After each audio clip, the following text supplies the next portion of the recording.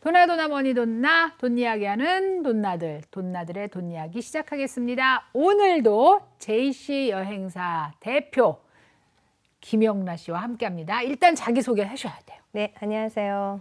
다시 또 뵙네요. JC 여행사 김영라입니다. 네, 파이니 부동산의 조연희입니다. 조이너스케어 대표 최은숙입니다. 자, 돈나님들 이제 지난주에 이어서 우리 김영라 대표와 두 번째 자리를 같이 했는데요. 오늘은 김영라 대표에 대한 소개를 잠깐 하고 넘어가고 싶어요. 지난 회차에 얘기할 때 상당히 오랜 기간 동안 여행사를 운영했다라고 했어요. 저희는 맨 처음에 생긴 게 다운타운에 1970년대에 오픈을 한 여행사예요. 와우, 네, 히스토리네. 그래서, 네. 근데 다운타운에 JC가 있다가, 뭐의 약자인지 물어봐도 돼요? 네, 젯 커넥션이라고. 젯 네, 커넥션. 이쪽에 이제 동남부 6개, 7개 주 중에는 가장 이제 오래되고, 네, 한인 여행사로는 가장 오래되고, 역사와 네, 전통을 자랑하는. 그러니까 벌써, 여행사가 이렇게 오래 하는 곳이 있나요? 많이 못 들어본 것 같아.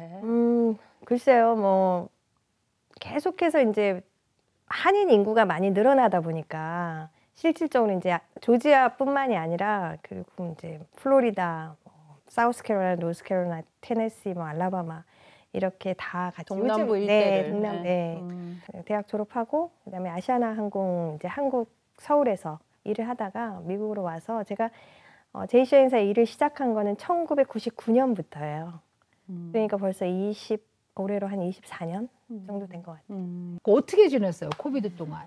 저희는 사실은 저희 지금 직원분들이 다들 저랑 뭐 많게는 20년, 적게는 15년, 10년씩 다 같이 한 분들이에요. 그래서 코비드 때 다른 분들하고 똑같이 저희도 사무실 문 닫고요. 근데 사무실 문 이제 닫으라고 그래서 닫고, 근데 첫 해, 그러니까 2020년인가요? 2020년에는 너무너무 바빴어요. 왜냐하면 그 여행을 못 가신 분들 항공권 환불, 그다음에 변경 이런 것 때문에 정말 너무너무 바쁘고 되게 힘들었죠. 왜냐하면 뭐 비즈니스는 안 되는데 일은 많이 했죠. 그래서 저희 직원분들이 이제 재택근무하면서 사무실에 출근은 하지 않고 재택근무하고 그리고 이제 꼭 필요하신 분들은 저희하고 이제 전화는 이제 다 집에서 재택근무하면서 받고 전화로 예약을 받아서 손님하고 사무실에서 만나서 진행하는 걸로 이제 한 1년은 너무 바쁘게 지냈고요. 그리고 2021년에는 조금씩 픽업이 되기 시작했었고 요즘은 정말 정신없이 바쁘네요. 지금은 그동안 못 간 여행을 다 몰아서 맞아. 가는 것도 네. 있는 것 같고 네.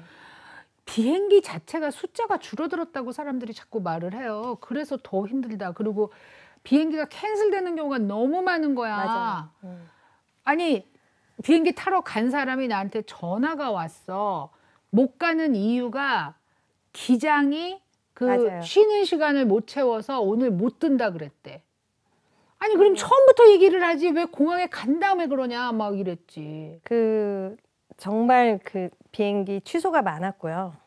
그리고 직원들이 없어서 비행기 취소되는 경우가 많고 심지어는 제가 어디 타도시를 가는데 공항에 갔는데 비행기가 3시간 정도 연착이 됐어요. 근데 그 이유가 타 지역에서 플로리다 어느 도시에서 기장이 비행기를 타고 오는 거죠.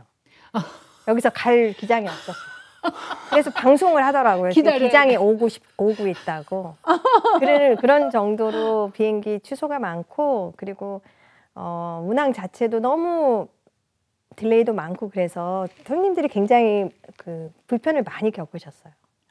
운항 편수가 줄지는 않았어요. 지금도 그런 상황? 아니 많이 정상화가 됐습니다. 네, 지금은.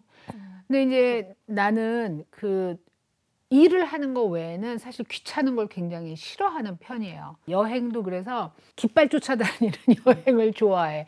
먹여주면 먹고 자라 그러면 자고 이런 여행을 좋아하는데 김영라 대표한테 내가 뭐 단체 여행을 가는데 나는 대신에 막 17개 도시를 한꺼번에 돌고 이런 거는 싫고 그냥 좀 여유 있게 그렇지만 깃발은 쫓아다니겠다. 그래서 그렇게 해서 해마다 한두 번씩 계속 그 그룹 투어를 갔어요. 그룹 투어를 계속 가다가 코비드 때 그게 딱 빈 거지. 이제 또 때가 되고 있는 거지, 이제. 그런 그룹 투어를 입맛에 맞춰서 되게 많이 잘 잡아줬어요. 그러니까 비행기 티켓팅만 하는 게 아니라 그런 거를 할 때 되게 편하게 해줬던 것 같아. 제가 이번에 이제 코비드를 지나면서 연락도 오랫동안 안 했고 제이 씨가 아직도 하나? 뭐 이제 이런 생각도 드는데 아 전화해서 이제 와서 어떻게 지내요 하기 뭐 하니까 그냥 티켓 내가 끊자. 요즘은 뭐 너무 자유롭게 인터넷을 통해서 티켓을 끊을 수가 있잖아요. 그래서 한국에 가는 티켓팅을 하게 됐는데 그 온라인으로 대한항공에 들어가서 티켓팅을 하고 있었어요.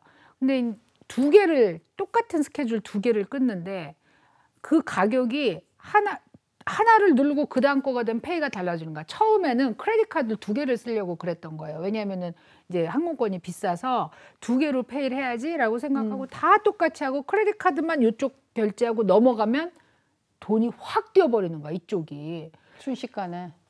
그 몇 초 사이에 이쪽 결제 띵 누르고 여기 들어가면 아니 도대체 어떻게 이런 일이 있을 수 있나 그래갖고 대한항공 사무실에 전화를 했어요. 그랬더니 그 안내하시는 분이 그럴 리가 없다는 거야. 근데 그분이 하다가 이상하네요. 진짜 그렇게 되네요. 이러는 거야.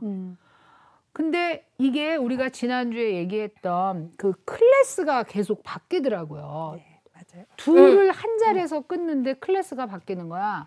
그래서 결제를 안 하고 이제 제이 씨에 전화를 했습니다. 전화를 해서 담당자분이 아주 잘 하셔서 안 오른 가격으로 끊어준 거야, 두 개를. 아니 뭐 이런 일이 있지 싶었는데 소매와 도매의 차이인가요? 그동안 여행사를 통해서 계속 끊었기 때문에 내가 몰랐던 점이 있는 건지 아니면 정말로 구글이 이게 뭐 요술을 부리는 건지 그래서 그걸 한번 설명을 해달라고 하게 된 거죠. 글쎄요, 그게 어떤 상황인지 자세히는 모르겠어요. 그 인터넷에 들어가 보진 않았지만, 그리고 이제 저희는 사실은 그 인터넷에서 사용하는 그런 그 사이트로 뭐 쉽게 말하면 이제 윈도우 사이트로 저희가 예약을 하진 않아요. 그러니까 서치 엔진이 다르다는 네네. 얘기죠. 그래서 저희는 이제 따로 예약만 하는 지금 화면 보면 깜짝 놀랄 정도로 예전에 옛날 사용하던 기계. 아 진짜? 네, 옛날 초창기 컴퓨터 나오는 네네, 그런 네. 기계를 쓰더라고요. 네, 그렇게 해서 검은 화면에 내가 그 이제 초록색 띡띡 돌아다니는 거? 네, 그걸로 써요. 그런데 그 윈도우로 하는 게 저희가 할 수가 없는 게 속도 때문이에요. 실질적으로 그 이제 어떤 명령어를 줘서 화면을 한꺼번에 띄우기 때문에 실질적으로 하나씩 윈도우 들어가면 우리가 뭐 사이트에 들어갔을 때 뭐 보면 스케줄 쭉 나열이 되면 거기서 하나 가는 거 클릭하고 넥스트 누르고 그렇지. 그다음 왜냐면 거 윈도우니까. 오는 거 윈도우니까. 윈도우가 계속 나와? 네, 그렇게 하고 그다음에 넥스트 누르면 그다음에 이제 정보 넣고 뭐 가격 이렇게 나오잖아요. 근데 그렇게 하면 저희가 이제 업무를 할 수가 없으니까 이제 옛날 시스템을 사용을 하기 때문에 도스를 실질적으로 쓴다는 네, 거야? MS 도스를 도스야. 씁니다. MS 진짜? 도스. 네. 여기가 왜냐면 컴퓨터 전공이에요. 그래요? 내가 가서 여행사에서 옆에서 여기를 보는데 이게 무슨 화면이 이래요? MS 도스를 쓰는 거예요. 베스트바이에 가면 그거 이따만한 거 있어. 있잖아, 이따만한 거. 어머 그렇구나. 네, 그래서 그 이제 아무래도 용량 자체가 워낙 크고 여행 그 스케줄 자체가 그래서 스케줄을 이제 명령어를 해서 한꺼번에 띄우기 때문에 거기서 우리가 스케줄을 고르고 예약하는데 굉장히 시간이 작게 걸리고 그 윈도우로 했을 때는 아마 제가 이제 추측하기에는 먼저 하나를 잡고 난 다음에 이제 같은 부킹 코드가 없어서 가격이 올랐던 것 같아요. 아니 근데 그러니까 그거를 그 잘 나중에 모르겠어요. 그 대한항공 응. 직원한테 내가 뭐라 그랬냐면 실제로는 이 클래스가 하나밖에 없는 거냐. 그래서 그 다음 클래스께 잡히는 거냐. 그렇게 물어봤더니 그런 것 같습니다. 이렇게 얘기를 하더라고요. 사실은 속도도 빠르고 그 여러 가지 요금을 한꺼번에 저희는 볼 수가 있어요. 대한항공처럼 뭐 이렇게 보지는 않고 그래서 뭐 시간이라든지 뭐 국내선 같은 경우에는 스케줄 한꺼번에 띄워놓으면 몇 시 다 있고 뭐 해서 그거에 따라서 전체 스케줄이 한꺼번에 눈에 보이기 때문에 같은 뭐 LA를 간다 했을 때도 그 시간대에 따라서 요금이 가장 저렴한 시간대를 금방 찾을 수가 있죠. 스케줄을 신기하네. 한꺼번에 띄우니까. 예. 그러면 우리가 알고 있는 거랑 다른 거네. 왜냐하면 우리는 보통 여행사들은 한 20개씩 미리 사놓는다. 아, 그런 거는 절대 안 돼요. 그렇지. 모든 사람이 네. 그렇게 얘기해. 그래. 네. 여기는 도매로 뛰어온다. 아까 그 얘기했잖아, 자기 도매라고. 그 항공권은 그러니까 쉽게 설명하면 유가증권하고 같은 개념이에요. 그래서 항공권을 사면 예약을 해서 만약 사면은 그러니까 이름이 없이 살 수 없고요. 이름을 가지고 항공권 예약을 하면 그 예약은 그 항공권은 다른 사람에게 양도가 불가해요.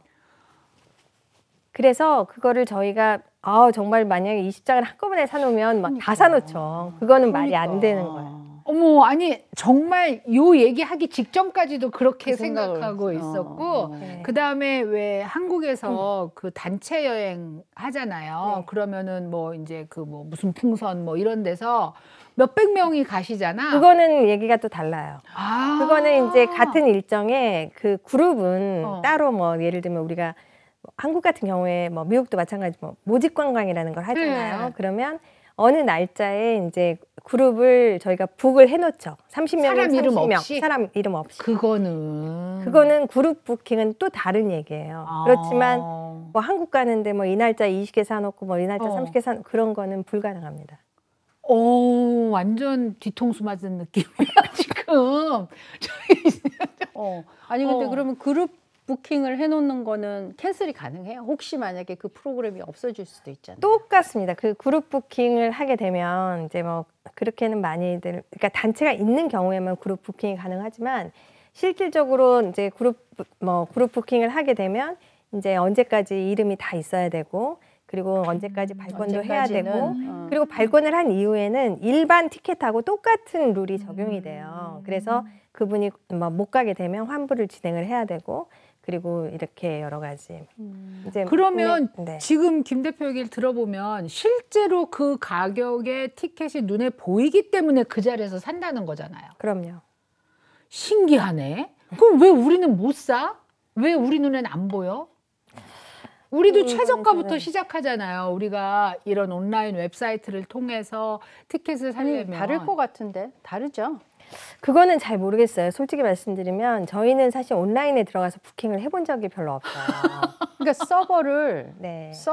다른 서버를 가지고 쓴다는 얘기야 여기는. 네, 따로 있습니다. 저희는. 그러니까 우리는 그 서버에 근접이 못하는 거. 우리는 그냥 윈도우를 쓰는 거고 여기는 서버에 접속을 해서 한다는 거잖아. 아니 그렇진 하지만 똑같은 700개를 가지고 그날 출발하는 비행기가 만약에 700석이다 그러면 똑같은 700개를 보고 있는 게 아니야? 우리는 그러면 근데 여기는 한꺼번에 보는 거고 우리는 내가 원하는 하나씩만 이렇게 윈도우라는 게 그래서 그걸 그 시스템 자체 다르 들어가는 체계가 다르다는 거지. 여기는 한 번만에 접속하는 거고. 근데 제가 생각했을 때는 그 요금의 그 부킹 코드가 다르게 보일 것 같지는 않아요. 다르게 보일 것 같지는 않은데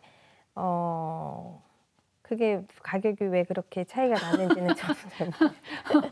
아니 왜냐면 혹시 여행사들이 레지스트레이션 된 게 또 따로 있나요? 그죠? 어디예요? 그 항공사하고 여행사로서 그 레지스트레이션 해놓는 게 따로 있지 않아요? 그렇죠.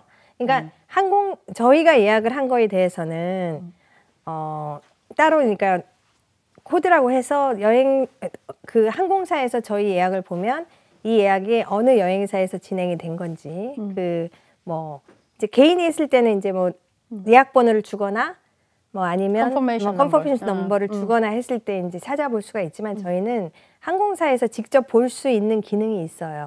예약 자체를. 네. 그러니까 조금 일반 그 윈도우하고 하는 거하고는 좀 다르다. 시스템 자체가 다르죠. 네. 그러면 많이 파는 여행사와 적게 파는 여행사의 비행기 그 항공권이 가격이 다를 수가 있나요? 같을 거예요. 그건 그렇지는 똑같이 않을 도스가 거예요. 똑같이 네네, 보인다는 맞습니다. 얘기네. 네. 그거를 그러니까 좀 전에 말씀했던 것처럼 몇십짜리를 사놓고 나만 쓴다 이런 개념이 아니기 때문에 서버의 같은 접속은 시간에 같겠지. 네 같은 시간에 같은 스케줄을 서치를 하게 되면 아마 같은 요금이 나오게 그러면 돼 있을 손님들이 거예요. 이 여행사 저 여행사 비교할 필요가 없는 거네. 맞아요. 그죠? 맞습니다. 어. 솔직히 뭐 정말 1, 20불의 차이는 있을 수 있어요. 예를 들면 판매 가격에 내가 뭐 조금 뭐 거기다가 뭐 마크업을 마진을. 한다든가 뭐 이렇게 했을 때는 뭐 5불, 10불 이런 차이는 있지만 요즘은 워낙 경쟁이 심해서 실질적으로 마크업은 하지는 못하고요. 나오는 네트 요금으로 주로 팔기 때문에 실질적으로 그 여행사 이쪽 저쪽 막 쇼핑을 해도 요금 차이가 거의 없다고 보시면 돼요. 이야, 근데 왜 그렇게 전화들을 하시는 거야, 그러면?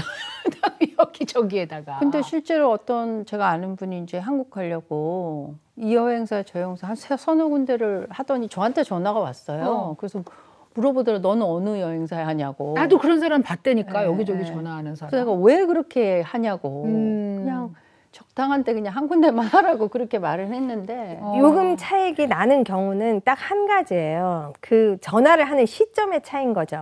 10분 후, 30분 그렇죠. 30분 왜냐하면 후. 오늘 아니면 그게- 내일도 있잖아. 네, 그렇죠. 그랬기 때문에 왜냐하면 이게 이제 예약 그 좌석이 대한항공 뭐 예를 들면 아틀란타에서 인천 가는 좌석을 보게 되면 이게 전 세계에서 다 보는 거예요. 저희만 보는 게 아니죠. 그렇잖아요. 웹사이트에서 사시는 분도 계시고 또 떨드파리 웹사이트에서 사시는 분도 계시고 또 여행사에서 하는 것도 있고 이렇기 때문에 시간마다 요금이 바뀔 수가 있거든요. 그래서 뭐 여기서는 뭐 2,000불이었는데 여기서는 뭐 2,200불이다. 그러면 전화하는 시점이 다르신 거예요. 확인하는 시점.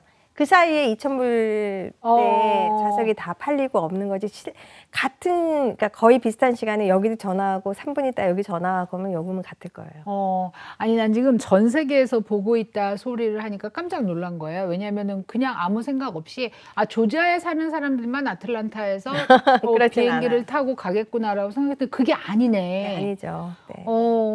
내가 한번 이제 그 김 대표가 어떤 경험이 있냐면 그 유학생이 이제 고등학생이었다가 대학교를 가게 됐어요. 근데 펜실베니아에 있는 어떤 좀 외진 지역이었는데 근데 한국에서 거기를 가게 된 거야.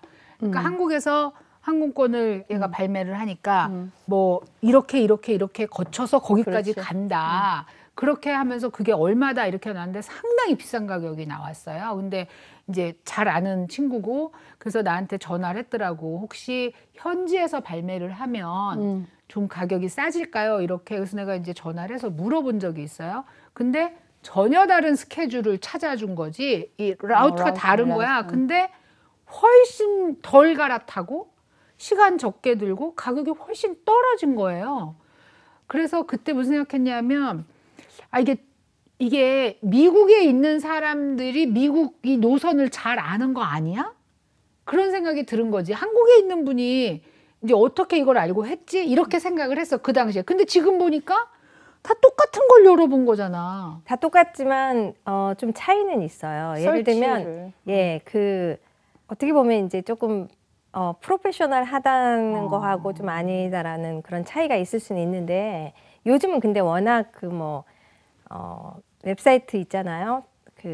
뭐 엑스페디아 뭐 잘 아시는 뭐 프라이스라인닷컴 이런 데서는 그렇게 다 찾아주죠. 그런데 저희는 보통은 스케줄을 띄우면 스케줄이 이제 뭐 어디서 어디 오는 스케줄을 띄우면 가장 연결 시간이 짧은 거부터 디스플레이가 되게 할 수도 있고 가장 요금이 싼 거부터 디스플레이를 할 수가 있는 그런 명령어가 있어요. 그래서 이제 보통은 스케줄을 예약을 하고 그리고 가격을 좀 더 싼 거를 알아보는 거는 또 다른 그 방법으로 알아볼 수가 있으니까 스케줄을 좀 저렴하고 만약에 좀 복잡한 스케줄일수록 어떻게 보면 그걸 조금 넣는 더 거야. 조건을 언니. 컨디션 1, 컨디션 2 해가지고 1, 2, 3 조건을 딱 넣어서 거기에 맞는 거. 그 AI 그림 그리는 것처럼. 싸면서 짧으면서 뭐 이런 거. 시간이 근데 이제 절약되면서. 그런 것도 이제 저희는 이제 오래 일을 하다 보니까 여기는 어디를 거쳐가는 게 더 이제는 싸더라. 아시겠지. 똑같이 뭐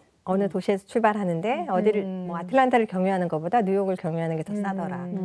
아니면 이제 스케줄을 보고 여기는 조금 요금이 저렴하게 나오겠네라는 거를 저희는 조금 알 수가 있죠.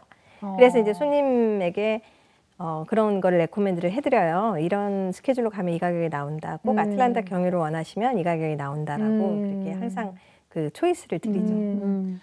우리가 지난 회에서 코드별로 이제 금액이 다르다 네. 그 얘기를 했어요. 그거는 네. 국내선도 다 똑같이 적용이 되나요? 맞아요. 그런데 국내선 같은 경우에는 조건들이 있어요. 그래서 그 조건을 일일이 다 말씀드리는 없겠지만 구간에 따라서 뭐 시간대에 따라서 요금이 다 다르고요. 실질적인 조건들이 있는데 그거를 저희도 다 일일이 그 규정에 들어가서 볼 수는 없고 이제 자동으로 이제 요금이 저희는 나오니까 그 요금으로 이제 안내를 해드리죠. 그럼 우리는 그게 내가 클래스가 뭔지 어떻게 알아요? 항공권에 보시면 네. 거기에 표기는 돼 있지만 그 일반 그 전문가가 아니신 분들은 그 코드를 봐도 뭔지를 모르세요.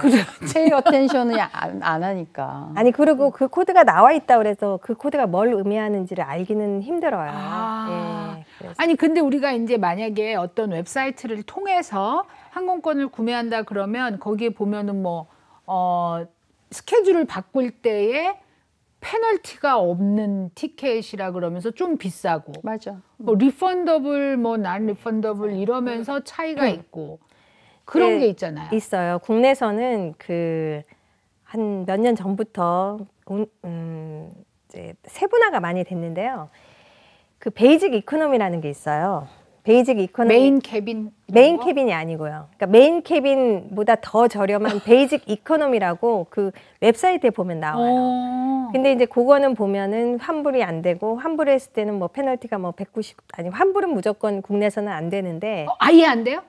예, 국내에서는 환불이 전혀 안 돼요. 안 됐나? 네. 난 리펀더블이라고 써 있었나? 네. 다 난 리펀더블이고 그게 만약에 환불은 안 되는데 크레딧으로 받을 수 비즈니스 있다 클래스라고 하더라도 환불이 안 되고요. 그거 불법 아니야? 기본적으로. 미국은 쓰던 화장품도 환불해 주는데?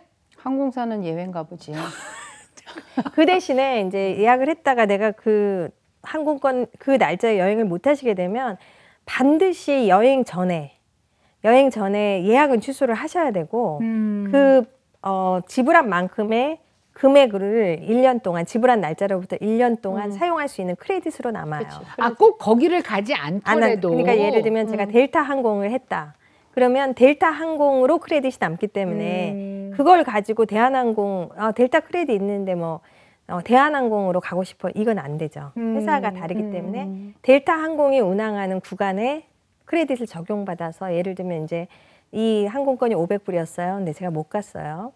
그런데 다른 구간으로 그 다음에 가는데 LA 가는데 700불이에요. 그럼 500불에 크레딧을 적용을 하고 나머지 200불만 네, 에디션으로 내시면 되는. 하지만 반드시 1년 안에 써야 된다.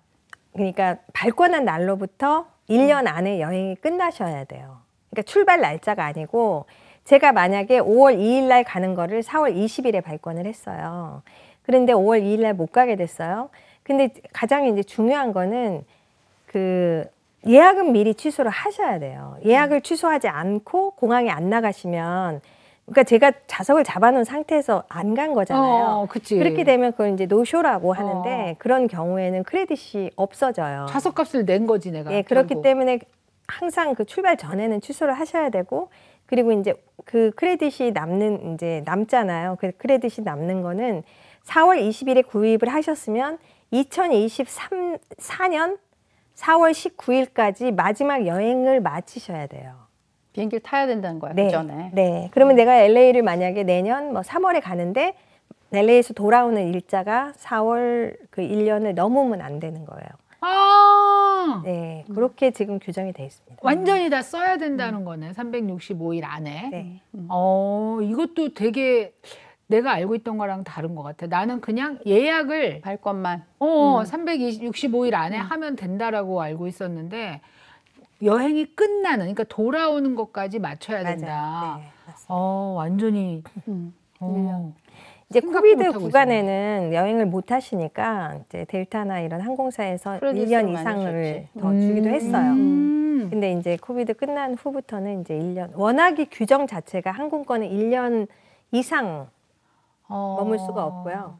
보통 이제 손님들이 많이 착각을 하시는 게 1년이 넘는 항공권이 있다라고 생각을 하시는데 일단 출발한 날짜로부터 1년 안에는 그 맥시멈 항공권은 1년이에요. 그래서 만약에 이제 아예 안 쓴 항공권은 처음부터 출발을 안 한 항공권은 발권일로부터 1년 안에 그 항공권을 쓰셔야 되지만 예를 들면 제가 편도는 썼어요. 갔어요. 근데 내가 1년 안에 못 들어오게 됐죠.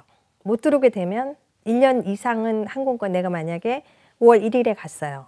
그러면 2024년 4월 30일까지는 무조건 돌아와야 돼요. 1년이 넘는 항공권은 없어요. 왕복인 경우에. 그럼 만약에 못 돌아오게 되면 네. 뭔가 어떤 조치를 취할 수 있어요? 그럴 것도 없어? 환불이 가능한 대한항공 같은 경우에는 안 쓴 구간에 대해서 환불을 진행할 수 있어요. 대한항공은 가능해요? 네, 왜냐하면 대한항공은 환불이 가능하기 때문에. 왜요? 그게 항공사마다 룰이 다른 거예요. 그래서 적자인가? 아니 적자 아닙니다. 대한항공. 적자 아니에요? 아니구나. 네. 되게 의외다. 그런데 예를 들면 델타항공이 있죠. 델타항공은 환불이 안 되잖아요. 그렇지만 1년이 만기잖아요. 그러면은 그 티켓은 1년 이상 연장이 안 되는 거죠. 이야. 네, 그래서 사용할 수 나 없게 여기서 됩니다. 이제 궁금증이 생겼는데 아까 지금 편도만 쓰고 나머지를 안 썼잖아요. 네. 근데 대부분은 편도 티켓이 비싸잖아요. 그렇죠. 그러면은 내가 환불받는 특별히 대한항공이라고 치면 환불받는 금액은 뭐를 기준으로 해줘요? 편도 가격 기준으로 합니다. 그래서 그 보통은 내가 이제 만약에 2,000불을 주고 샀으면 페널티를 제외하고 1,000불은 제가 환불을 받는다고 생각을 해요. 네, 보통은. 네, 그렇지만 편도 항공권은 1,500불이에요. 네. 그러면 대한항공에서도 당연히 쓴 구간을 편도로 계산을 해서 그 500불만 편도 금액 돌려주는 네, 거네. 거기에다가 이제 페널티 빼고 하기 때문에 편도를 쓰시고 나서 환불 금액이 굉장히 작죠. 반이 아니구나. 아니 나는 돌려주는 게 편도면 이건 대박이다 이런 그렇죠. 생각거든. 언니 그러면 그런 데는 편도로 없을 안 것 같아. 가고 왕복으로 해서 편도 쓰고 다 환불 그러니까 받죠. 그러니까 네, 그렇게 안 되어 있습니다. 그래 나보단 머리가 다 좋아. 이게 이제 항공권을 가장 싸게 사는 법 이런 게 막 돌아다녀요. 아 그래요? 어. 저 좀 알려주세요. 그러니까 아니 유튜브 이런 데 보면은 항공권을 어떻게 살아 쥐머리에 대가들이 거기 모여 계시지. 그리고 1등석을 뭐 공짜로 타는 법 막 이래갖고 있단 저 좀 말이야. 가르쳐 주세요. 그런 거 진짜 없어요? 없어요. 항공권을 저렴하게 구입하시는 거는 정확한 날짜를 가지고 미리 예약을 하시는 게 가장 저렴하죠. 근데 이제 전회에서 2달 전이 가장 그래도 저렴하다 이것도 아니에요? 그러니까 성수기 비수기에 따라서 달라서 아무리 2달 전에 예약을 해도 지금 가장 밀릴 때가 5월 말이에요. 5월 말, 6월 초 학생들이 방학할 때 2달 전이면 지금 3월이잖아요. 3월 이전부터 미리 예약을 하기 시작했으니까 그런 경우는 빠르면 빠를수록 저렴한 항공권이 남아있을 가능성이 많죠. 그러면 뭐 당장 출발하거나 내일 출발하는 게 싸다라고 말하는 사람이 있거든요. 절대 아닙니다. 아니 빈좌석을 그냥 갈 리가 없다고 막 이러던데. 아니요. 차라리 비어가죠. 커봐 언니 지난주에 내가 그 얘기 했잖아. 자리를 비워놓고 안 판다니까. 그거는 너무 형평성에 어긋나요. 그렇죠. 나도 그 생각에 기회비용이라는 게 그거는 있잖아. 말이 안 되는 게 그러면 다 기다렸다가 남는 자리 타고 가죠. 그걸 그러니까. 뭐하러 미리 예약을 해요. 그거는 그러니까. 형평성이 어긋나서 그런 일은 없어요. 아니 그래서 나는 이제 그 얘기를 듣고 가끔 국내선 탈 때 웨이팅이 쫙 있다가 맞아. 노쇼거나 뭐 하여튼 갑자기 캔슬하는 사람이 있으면 그 사람을 태워요. 그럼 나는 그런 생각을 저 사람이 좀 싸게 가려고 기다렸구나. 아닙니다. 그런 건 아니고 제가 한번 여행을 하는데 그 방송을 하는 거예요. 그러면서 voluntarily 맞아요. 기법하는 사람한테 음. 마일리지 10,000마일 주고 돈을 그렇죠. 돈을 뭐 1,000불을 준다는 방송을 계속 하는 거야. 그거는 뭐예요? 항공은 기본적으로 제가 아까 금방 말씀드렸듯이 노쇼라는 게 있잖아요. 그래서 항공사에서는 오버북을 해요. 맞아. 그게 기본이라고. 네. 몇 그게- 사람을 더 해놓는 네, 거죠. 맞습니다. 네. 그래서 보통은 만약에 좌석이 100석이면 100석만 판매하지는 않고요. 그게 이제 항공사마다 데이터가 있겠죠. 그럴 거잖아요. 뭐 예를 들면 뭐 월요일 날 아침 비행기는 뭐 노쇼율이 몇 %다 뭐 이런 식으로 하기 때문에 오버북을 해요. 그런데 그날 갔는데 다 왔어. 다 왔어요. 더 많이 왔어요. 그죠? 자리가 만약에 없어. 100석인데 부킹을 105명을 받았는데 실질적으로 쇼업을 102명이 했어요. 그러면 2명이 남잖아요. 그러면 이 2명을 뭐 그 다음 비행기로 뭐 태우거나 이렇게 하는데 손님들은 황당하잖아요. 나는 돈 주고 비행기표를 사왔는데. 그게 저희한테도 가끔 컴플레인 하시는 분들이 있어요. 공항에 갔는데 내 항공권이 웨이팅이더라. 그렇게 컴플레인 하시는데 저희는 웨이팅 발권 자체가 안 돼요. 컨펌이 되지 않으면 티켓 발권이 안 되기 때문에 웨이팅으로 티켓을 팔았다라고 컴플레인 하시는 분들이 이제 예전에는 많지는 않지만 이제 그런 분이 없지 않았어요. 그러면 저희가 설명을 드리죠. 그러면 이제 102명이 만약에 이제 공항에 쇼업을 했죠. 그러면 그 2명을 이제 이런 식으로 그런 경우가 굉장히 비일비재하게 많이 발생해요. 그래서 방송을 해요. 돈 준다.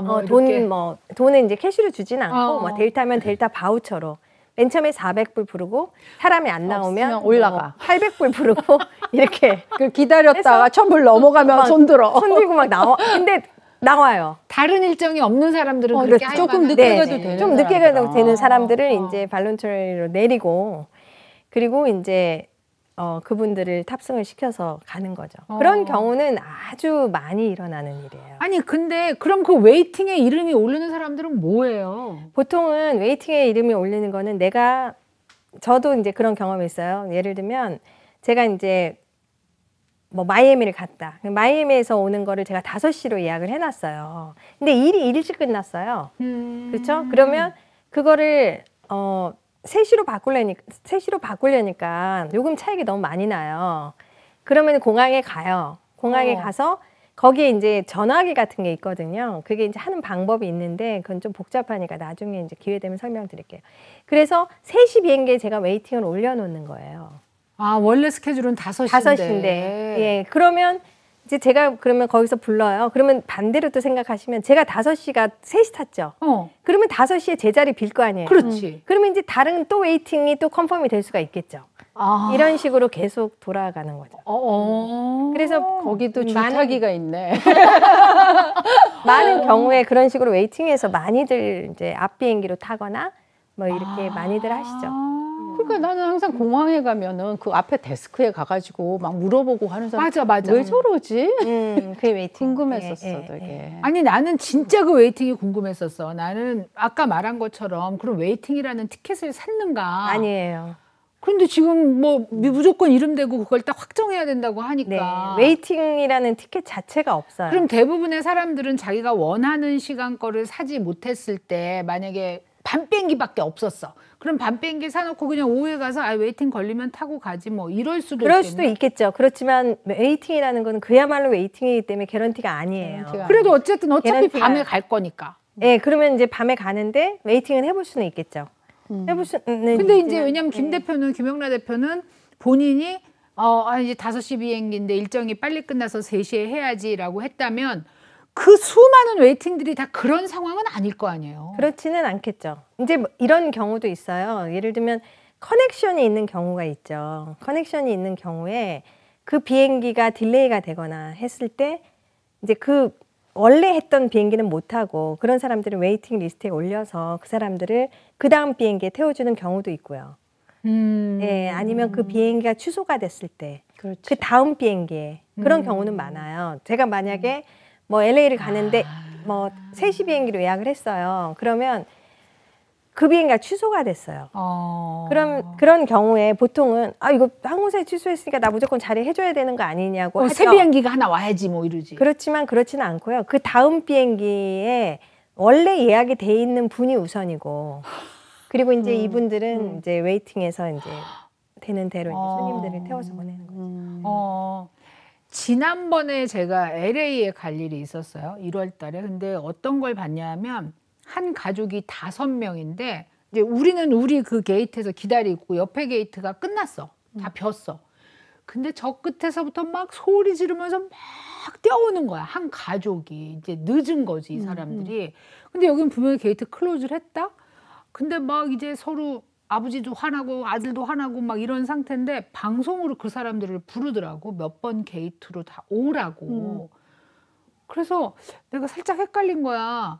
아, 저 사람들이 저길 우리 체크를 하는 데를, 세큐리티 체크하는 데를 통과를 하잖아. 그 통과한 시간부터를 계산을 해서 이 사람들을 기다렸다 태우고 가나? 그런 경우는 거의 없어요.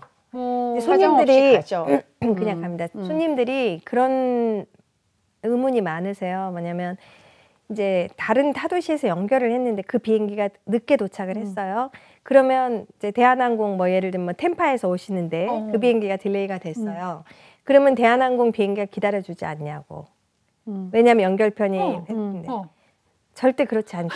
왜냐하면 사실은 연결하는 타 도시에서 오시는 분들이 얼마나 많은 비행기를 타야겠어요. 뭐 템파에서도 오시고, 뭐 랄리에서도 오시고, 뭐 저기 뭐 헌스빌에서도 오시고 엄청 많죠. 아틀란타에서 경유해서 가시는 비행기들 가시는 분들이 많은데 그 비행기가 다 딜레이가 되면 그분들을 다 기다리면 비행기는 언제 뜰까요? 그래서 절대 그거는 본인들 항공사에서 비행기가 커넥션이 딜레이가 됐다 그래서 대한항공 비행기가 그 다음 커넥션이 기다려주지는 않아요. 그럼 다음 날 비행기로 웨이팅이 되는 거네요. 그 다음 날 비행기로 이제 그걸 이제 저희는 전문용어로 릴아웃이라고 얘기를 하는데 라웃을 다시 이제 뭐 델타가 딜레이가 됐으면 델타 쪽에서 릴아웃을 해주죠. 뭐 내일 걸로도 해주고 아니면 저녁 비행기로 간다거나 아니면 뭐 어디를 경유하는 비행기로 해준다거나 릴아웃을 많이 해줘요. 그런 경우엔 페널티가 없어요? 왜냐면 내가 그렇죠. 늦은 델타에서는 해주잖아. 네 델타에서 만약에 그런 경우에 릴아웃을 해주면 페널티는 없고요. 그 대신에 이제 항공사가 또 면책 사유가 있습니다. 뭐 예를 들면 천재지변에 의한 거, 뭐 날씨가 뭐 비가 너무 많이 오고, 그렇지. 안개가 끼거나 그런 거에 대해서는 사실은 면책 사유가 돼요. 항공사에서. 네, 그것까지 다 책임을 지지는 않죠. 근데 이제 많이들 항공사에서 그렇다고 뭐 날씨 때문에 뭐 겨울에 뭐 눈이 많이 오거나 이래서 해도 항공사에서 많이들 도와주기는 하지만 그거는 뭐 당연히 니네들이 해줘야 된다고 생각하는 거는 그거는 좀 그러니까 본인 페널티는 당연히 없는 거고 네. 항공사에서 호텔을 제공해줘야 된다고 얘기를 많이 하시는 거예요. 네, 특별히 대한항공 같은 경우는 하루에 한 편밖에 안 뜨잖아.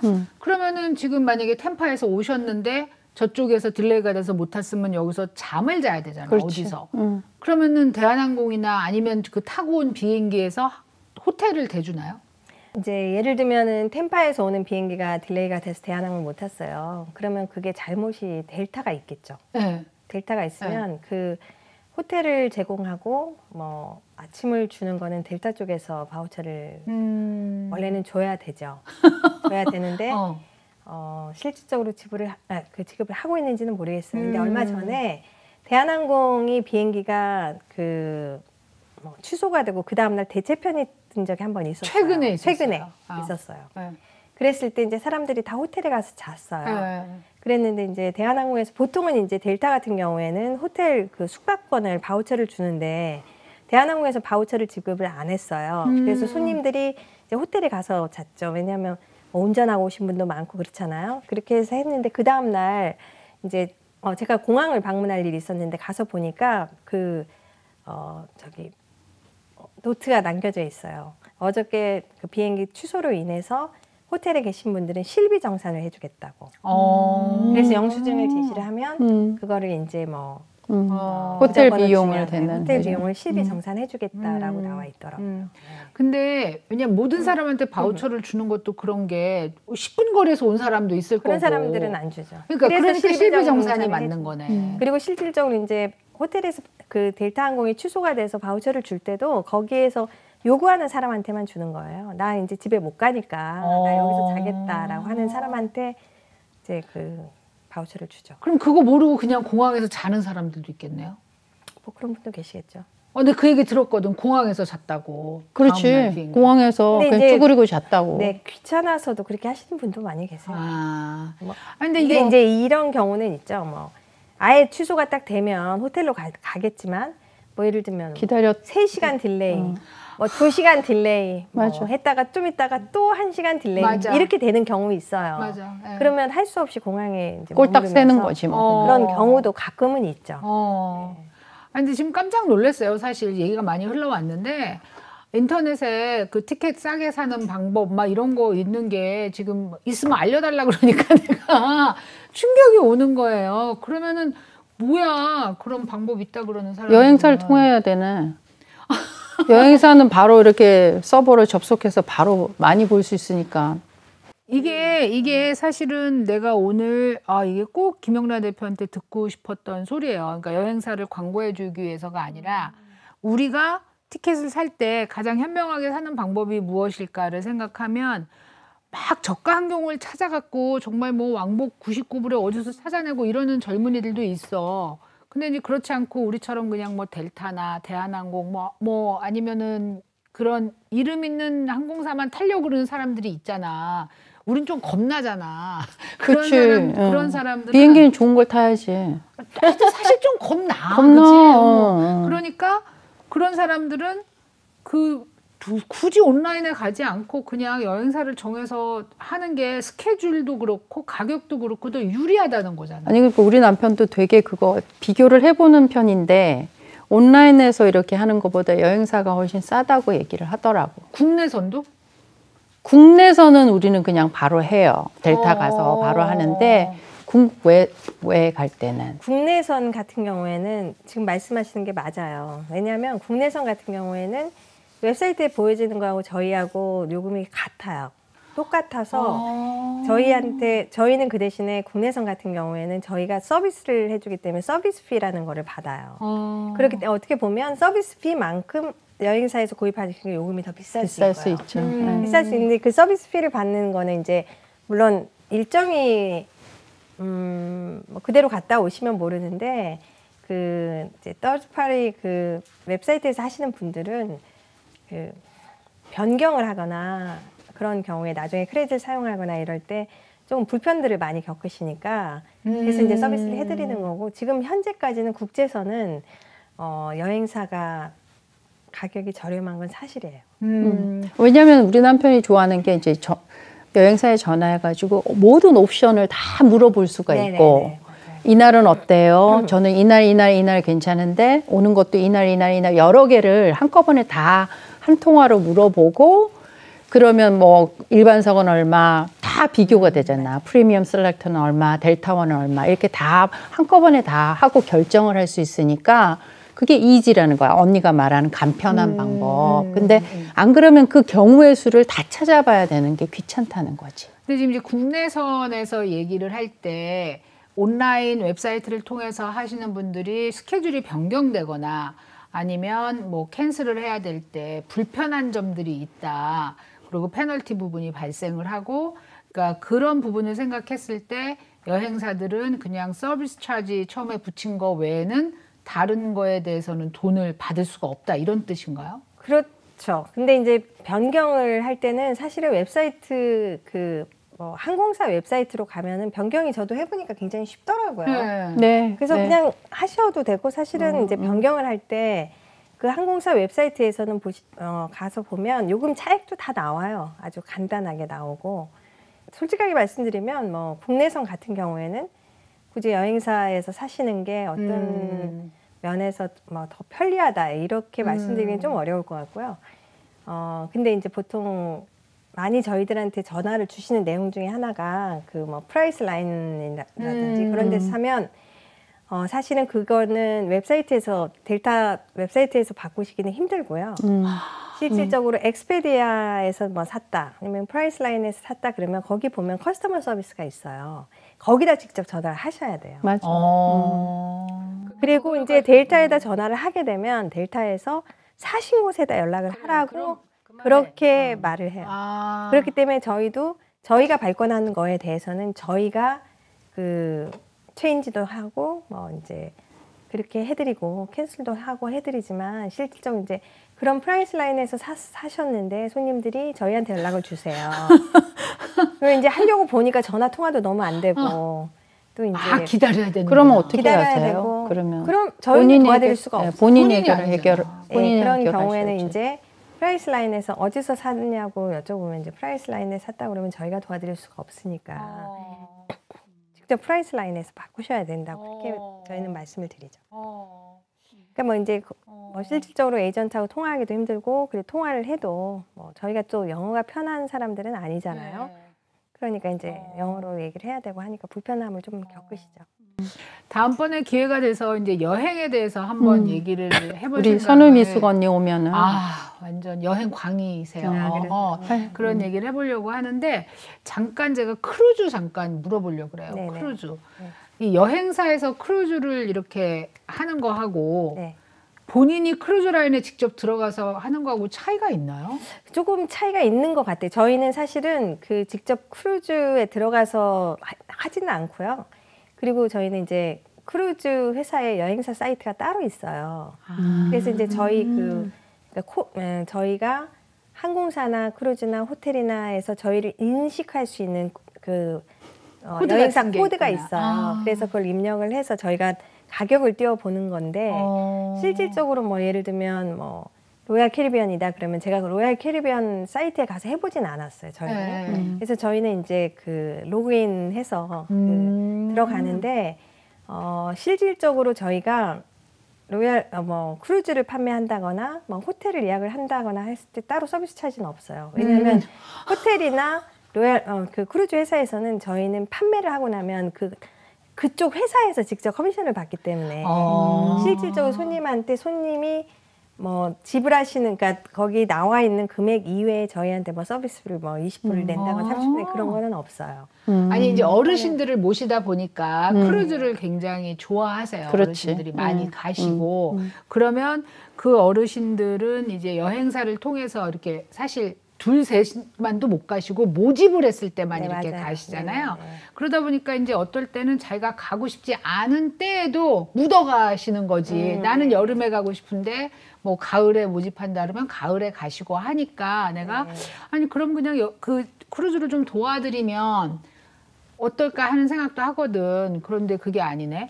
그 한 경우가 있었어요. 뭐냐면 크루즈를 가시려고 비행기를 타러 가셨어. 아틀란타에서. 그랬는데 이제 윌체어를 다 신청을 하신 거예요. 어르신들이 약간 이런 게 있어. 윌체어를 신청하면 이런 통과 의뢰가 되게 빠르다. 그리고 다들 몸이 불편한 건 너무 뻔하고 연세는 80 넘었으니까 당연히 윌체어를 주잖아요. 네 분이 같이 가시는데 두 분 윌체어가 먼저 와서 들어갔다. 근데 남은 두 분이 윌체어가 안 와서 기다리다 비행기가 가버렸어. 그럴 수 있습니다. 그리고 그 비행기가 가서 크루즈가 가는 거거든. 다음 비행기가 가면 그 크루즈가 떠나. 네. 그래서 못 가고 오셨어.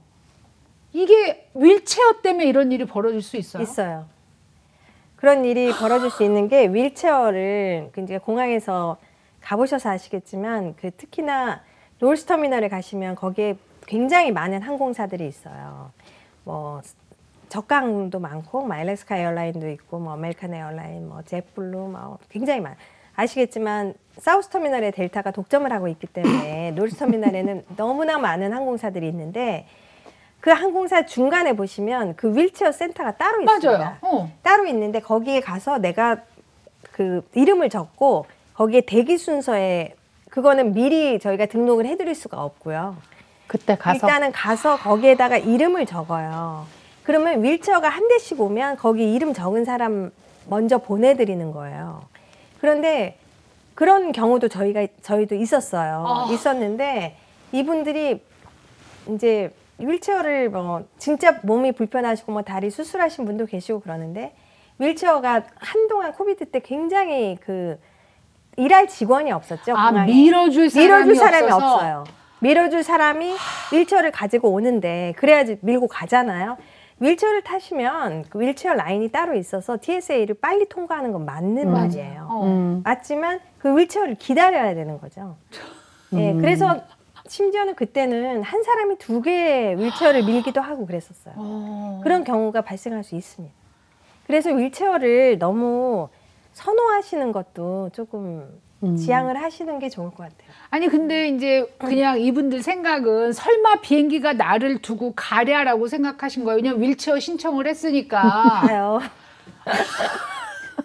네. 내 발이 제일 낫네. 네. 야. 그래서 저희 같은 경우는 이제 지난번에 그런 경우에는 얘기를 해줘요. 거기 윌체어 하는 이제 거기서 어렌지 하는 직원이 내가 윌체어 라인을 열어줄 테니 그냥 걸어가시면 안 되냐라고 유도를 해요. 왜냐면 너무 윌체어가 안 오니까. 그렇게도 해서 이제 그 라인을 내가 가서 열어줄 테니 그쪽으로 들어가시면 어떠냐 뭐 이렇게. 아주 불편하신 분 아니면 윌체어는 조금 그런 면에서 불편함도 많아요.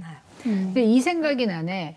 어르신들이 윌체어를 탈 거니까 굳이 일찍 안 가시는 거예요. 그러면 안 됩니다. 이게 왜냐하면 세큐리티 라인이 막 이렇게 돼 있잖아. 근데 자기는 윌체어를 탈 거니까 뭐 30분이면 들어가. 그러니까 굳이 들어가는 시간은 30분이면 들어가요. 그 그렇지만 생각으로 가신 거고. 네, 그 윌체어를 기다리는 시간이 있어서요. 네. 그건 생각을 중요하다 이거. 그건 생각을 안 하고 가셔서. 근데 윌체어가 30분 만에 올 수도 있고 40분 만에 맞아요. 올 수도 있다면 네. 그러면 본인이 알아서 빨리 가시던가. 네. 그리고 그걸- 이제 보행이 가능하신 분은 걸어서 빨리 가시는 게. 가시는 게 더 낫죠. 근데 그분들이 오셔서 그분들이 이제 보행이 가능하긴 하셨거든요. 근데 그분들로서 한 얘기는 뭐냐면 윌체어가 오기 전에 비행기가 떠나리라는 생각을 꿈에도 못 하셨다는 거야. 왜냐하면 당연히 이거는 다 연결이 돼 있다고 생각을 하신 거야. 그러니까 내 비행기 떠나기 전에 윌체어는 반드시 올 것이다. 그런 믿음이 있으셨다 그러더라고요. 그렇게 생각하실 수도 있죠. 그렇지만 비행기 운항은 운항이고 그러니까 내가 체킨을 했으면 그 비행기가 내가 게이트에 늦게 가도 기다려준다고 생각을 하세요. 그러니까. 근데 그렇지는 않아요. 한국에 뭐 버스 차장도 아니고. 지인의 경험이에요. 지인이 한국에 가는 비행기였어요. 애들하고 같이 방학 때 가는데 남해까지 4명을 데리고 간 거야. 엄마는 1명이고. 그래서 가서 애들이 막 이제 줄 서 가니까 뭐 배고프다고 한 모양이야. 그래서 도나스를 하나씩 사들고 가는데 이름을 계속 불렀대요. 근데 자기네는 이미 2층에 올라와 있고 그 빵 하나 사니까 가리라고 꿈에도 생각을 안 했는데 게이트에 딱 갔는데 보는 앞에서 게이트 문을 닫았다는 거야. 너무너무 억울하다는 거야. 자기 차별당했다고 막 그러면서. 왜냐면은 자기네들이 왔는데 문을 닫았다는 거. 그러니까 이제 이미 뭐 아시겠지만 게이트 문이라는 게 뭐 닫다가 열 수 있는 그런 그게 아니야. 제도가 아니잖아요. 그래서 이미 닫기 시작하면 그게 이제 다 안에서도 뭐 방송하죠. 게이트 문 그렇지. 닫습니다. 이렇게 하고 하기 때문에 뭐 조금 닫았는데 누구 온다 그래서 뭐 기다려라 그러고 뭐 태우고 닫고 그러지는 않을 것 같은데요. 제가 생각해도. 그렇게 됐다 그러고. 그래서 하여튼 야 오늘 이거 얘기를 하다 보니까 굉장히 재밌는 얘기를 많이 하게 되고 새로운 것도 굉장히 많이 알게 된 것 같아요. 놀라운 거가 지금 몇 개가 나왔어요. 그리고 여러분들한테 꼭 말씀드리고 싶은 거는 제가 이번에 실제로 경험을 했는데 여행사를 통해서 국제선을 끊는 게 훨씬 편하고 훨씬 쌌다는 거죠. 머니돈나는 여러분들한테 돈 이야기를 해드리는 곳이에요. 돈에 대한. 그래서 이 여행하면서 제가 경험을 했고 해서 알려드리고요. 돈나님들께서 생각하셨을 때 이 돈 얘기는 꼭 해줬으면 좋겠다. 내가 경험해봤더니 이렇더라. 하는 거 있으면 댓글에 올려주시고요. 그리고 오늘 진짜 김영란 대표님 2회차에 걸쳐서 너무나 수고하셨습니다. 네, 감사드립니다. 감사합니다. 자, 시청해주신 돈나님들도 감사드립니다. 감사합니다.